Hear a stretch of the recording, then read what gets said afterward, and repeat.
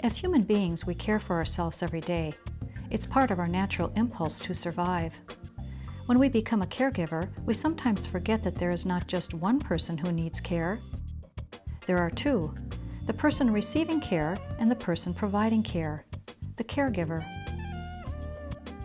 Sometimes caregivers become so focused on providing care to another person that they stop caring for themselves.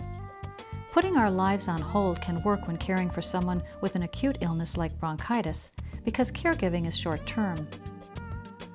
When caring for someone who has a chronic progressive illness, such as Alzheimer's or cancer, we must prepare ourselves for a long-term commitment.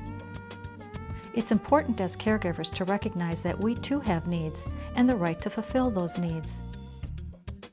Caregivers who give up activities and relationships that are meaningful to them are at a greater risk for depression, isolation, and health problems. Welcome to Caregiver Wellness. I'm Marian Karpinski, and I'll be your host. Caregiving can be a very meaningful experience. It's an opportunity to give love and to be of service.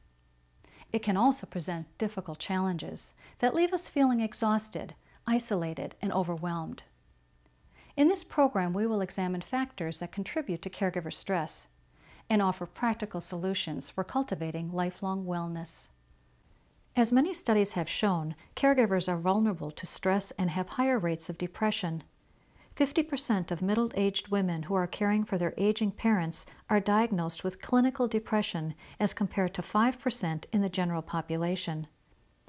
Caregivers often have difficulty recognizing their stress and depression because of their extreme focus on the care recipient. They are so concerned with how to make that person feel better or how to increase that person's function that they forget themselves. Not only that, most of us were taught to be self-reliant, and asking for help was considered a weakness. When caregivers live by this belief, it leads to physical and emotional exhaustion. Stress is part of everyday life. We cannot eliminate stress in our lives, but we can learn ways to manage it. The first step is to recognize the warning signs of stress, which can be different for each person.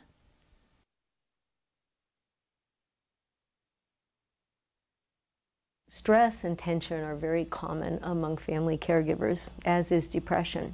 But many caregivers don't recognize that they're having any of these issues. They feel it's a normal part of taking care of their loved one, and they don't realize when they've gone over the threshold and what they're experiencing is no longer just normal everyday ups and downs, but something more significant that they could use some help with. So some of the signs that a caregiver would look for would be if they're experiencing a lot of tension physically in their body. So let's say they're having more indigestion or stomach cramps, headaches, tension in their neck and shoulders. Ways that they normally would feel it, only they feel it a lot more. Other warning signs of stress are high levels of fear or anxiety, feeling irritable or out of control, resenting the person you are caring for, over or under eating, feeling trapped, difficulty sleeping or sleeping too much, chronic fatigue, excessive use of alcohol, drugs, tobacco, or sugary foods, finding it hard to concentrate or make decisions, withdrawing from people, feeling hopeless. Once you recognize the warning signs of stress, the next step is to identify the cause of stress in order to find solutions. For example, one caregiver may feel pressure or anger because he or she is the only person providing care. For that caregiver, the isolation and lack of support causes stress. Joining a support group, getting respite, or asking for help from family or friends are some possible solutions. Another caregiver might not understand his or her care recipient's disease, and that can be a source of stress and frustration. Expecting a person with Alzheimer's to communicate as he or she once did is unrealistic. Stop it! No, I won't. Learning more about the disease would help that caregiver to have more realistic expectations. Recognizing the warning signs and the causes of stress is the beginning of making a positive change. Our emotions and feelings can sometimes create stress. You may feel that you are the only one experiencing emotions such as anger, sadness, guilt, frustration, helplessness, and resentment. But actually, these are common feelings among caregivers. These emotions can be difficult to deal with, but you can teach yourself a new way of being. We often tend to look at emotions that we consider negative, such as anger, guilt, depression, as being bad. I think what's critically important is that we don't label those emotions as good or bad, but we stop and we look at those emotions because they are telling us something. There's a message that we need to stop and listen to and then respond to. The message may be that we're stressed, and that's why we're feeling angry. It may be that we are overwhelmed in terms of the caregiving and that a change needs to occur in the caregiving situation.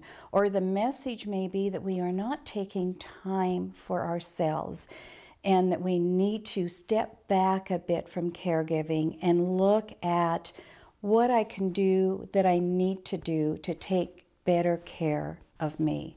So the importance of listening.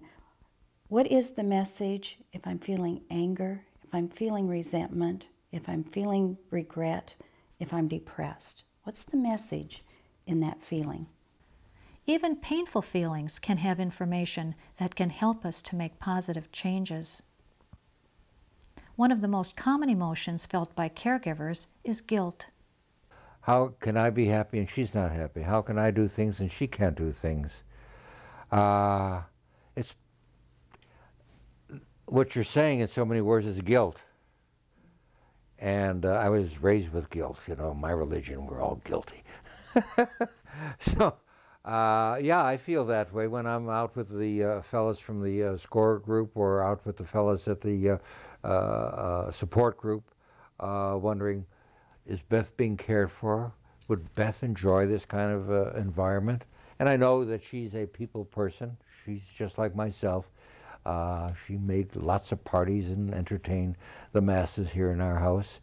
And now that she can't, I feel guilty that I'm having a good time and she's sitting in her recliner with her remote control, and that's her life. So yes, I feel guilty. I awfully, very often I do it. As a caregiver, it can be so easy to think, how can I go out and have a good time and to do something for myself when my family member is not able to do it? I think it's really important to remember as a family caregiver that if you are taking care of yourself, you're maintaining your friendships and activities that are important to you, you actually bring back more into the relationship. And we know that caregivers who do not become isolated, caregivers who do not become depressed, are able to maintain a more loving and caring relationship with their family member. Guilt tends to be one of the most difficult emotions for a caregiver. Unfortunately, I think what we tend to do as caregivers is to take on guilt for things over which we really had no control. We may have had to make a tough decision, or we may have had to limit what our family member was able to do because they had Alzheimer's disease and can no longer safely go out and cross the street, for example. Or we may have had to take away the keys from a person who was no longer a safe driver. And so often I find as caregivers we tend to put the guilt feelings in this bag on our shoulder and weigh ourselves down, whereas those were actions that needed to be taken. And it's very important for caregivers to ask themselves, did I do something wrong? Did I purposefully do something to hurt this person?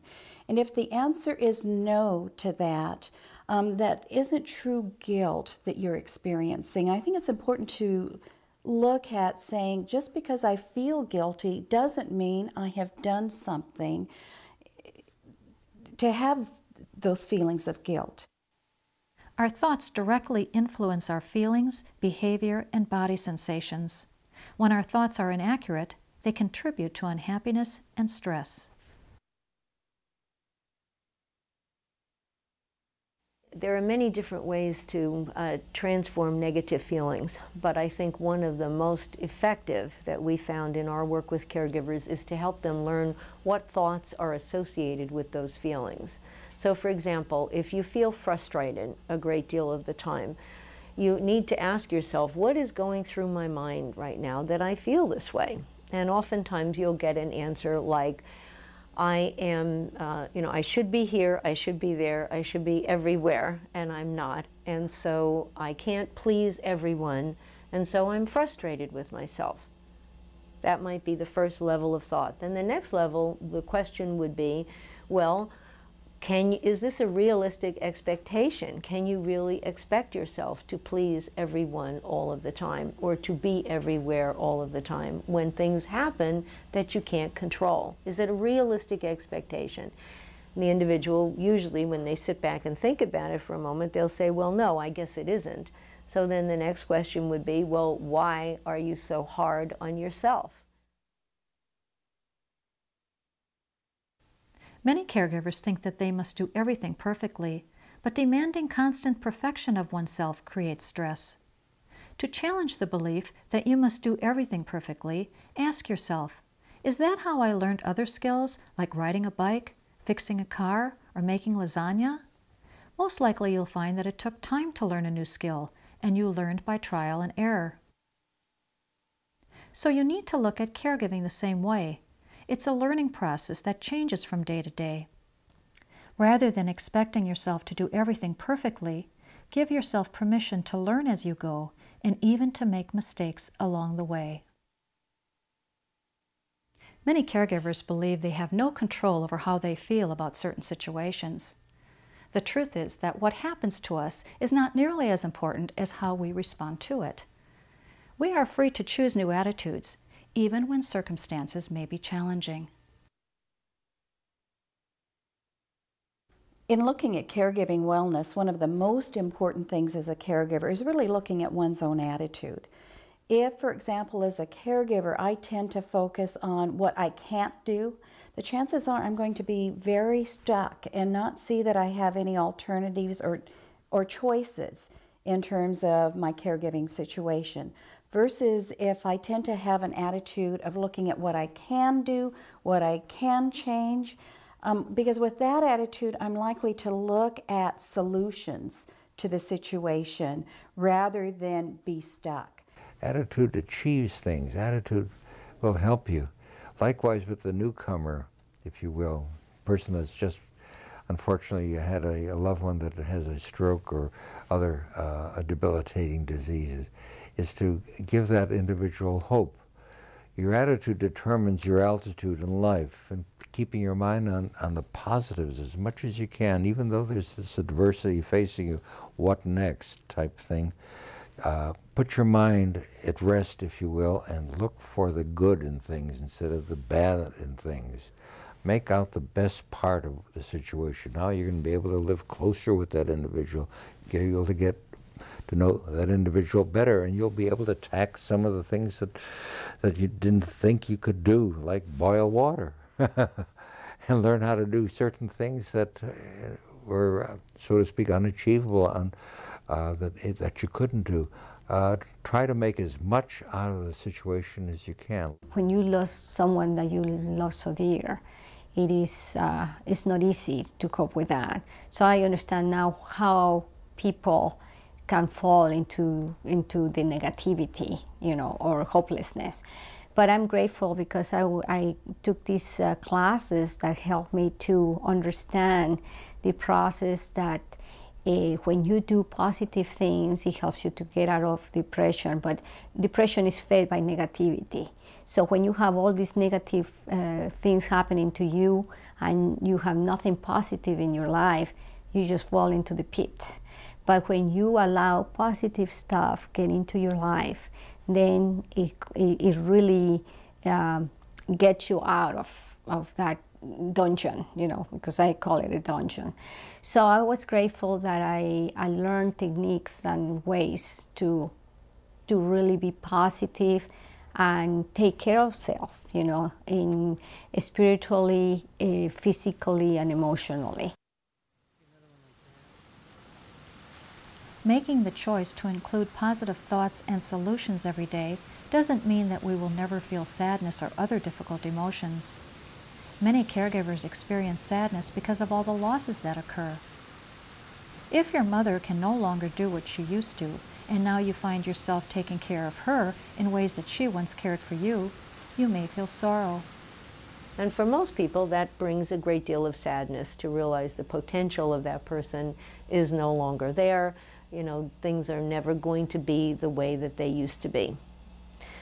How do we challenge that? Well, we can say to ourselves, this is true. Things are never going to be the way that they used to be. But what can we find now in the present that might really enrich this relationship? What can we do in the moment, or say, or feel, or share with that person, so that we're focusing more on the here and now rather than on what is lost, what's not there, what is here. And again, by shifting the perspective to what is here, we can help those feelings of sadness, because they're not going to take them away, but there may be some joy that we can find in the moment, which will help to balance those feelings of sadness. It's normal to feel a variety of emotions throughout the day. If one emotion, such as anger, depression, or fear, starts to take over your life, it's time to get help. Seek professional counseling or talk with your doctor. Asking for and receiving help is not something to be ashamed of. All of us need help at some time in our lives. Relaxed breathing is at the core of wellness techniques because it reduces stress and body tension. Relaxed abdominal breathing fills our lungs completely, giving us the energy and oxygen we need. For many of us, when we're under stress, we tend to take in shallow breaths that fill only the top portion